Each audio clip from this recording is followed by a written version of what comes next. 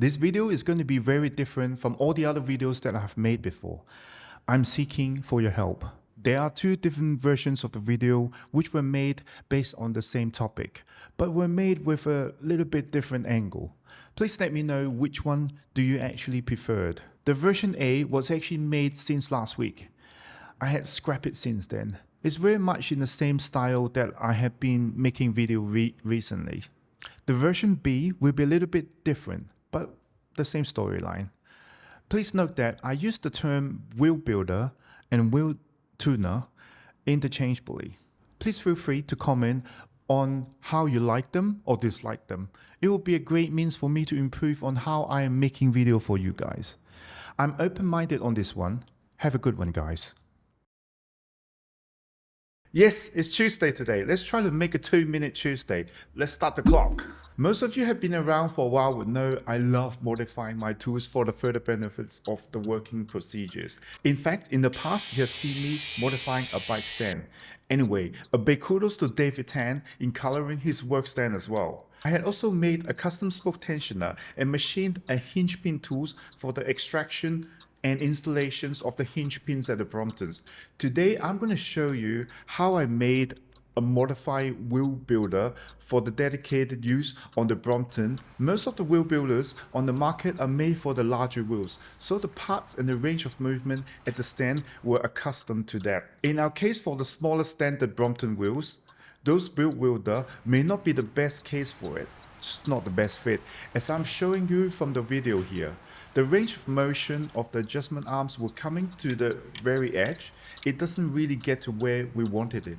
So wouldn't it be nice to have a custom wheel builder made that is perfectly mechanically ranged for the smaller Brompton wheels? Anyway, this is exactly what I did. I bought a brand new wheel builder and had it measured out. I figured if I could get my CNC machine guys to remove 3 centimeters from each one of the supporting arms, we'd get a great job done.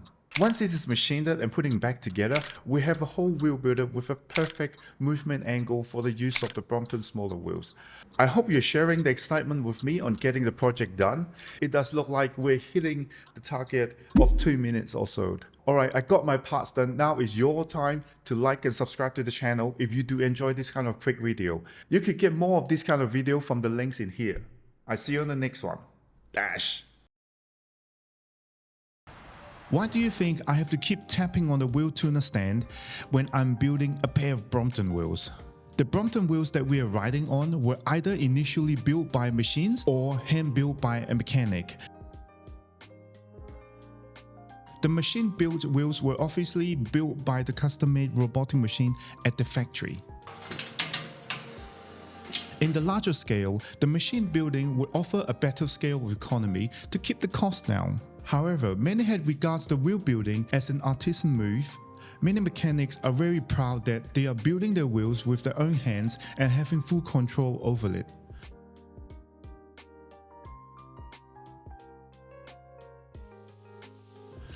Am I saying I am one of the artisan mechanic? No, of course not. I'm certainly not a proper mechanic. I'm just someone who likes to fix my own bike at home. Most of you have been around for a while would know I like to make, or should I say, custom my tools for sake of it. My bike repair stand. Speaking of bike repair stand, a super big kudos to David Tan in coloring his work stand. Some super great work there. My custom built spoke tensioner.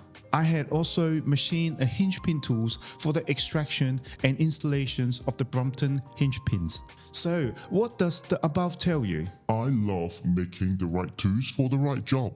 Most of the wheels builder on the market were made for the larger wheels, like the mountain bike 26 inches wheel and the road bike 700C wheel, and then the even larger 29 inches mountain bike wheels again. There are even wheels tuner that were made for the very large fat wheels as well.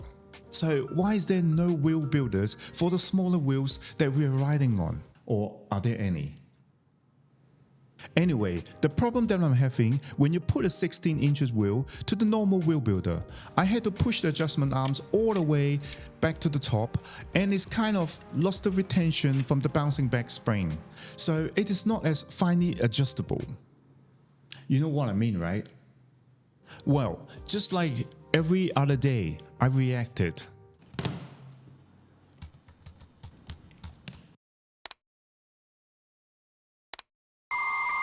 Weeks later. Well, that was easy. No, it was never that easy. So upon receiving of the wheel builder, I quickly measure out what kind of adjustment do I need to perform to make the above set adjustment arms to be in its prime mechanically able position. The idea was to cut down the length of the side support arm. So how much do you think we need to cut off? Yes, a good total of 13 cm. It's like this long. How long is this long? It's slightly longer than the tensioner arm on your Brompton. 13 cm is not a lot. Or was it? Consider the Brompton rim is only 42.5 cm in diameter. After some machining with my CNC guy, we came out with a chopped off version of the supporting arm. Hammer and screwdriver, Allen keys, spanner, and everything went in, and voila! He come with the fully modified version of the Brompton Wheels Builder. Or Brompton Wheels Tuner. As you can see, the working angle here is so much better now. Anyway, I know this is not exactly the best kind of video coming out from this channel. It all started out with a few pictures that I took when I was working on the wheel builder a while back. Send us a little like to the video and subscribe to the channel if you find it entertaining. I shall see you on the next video. Dash!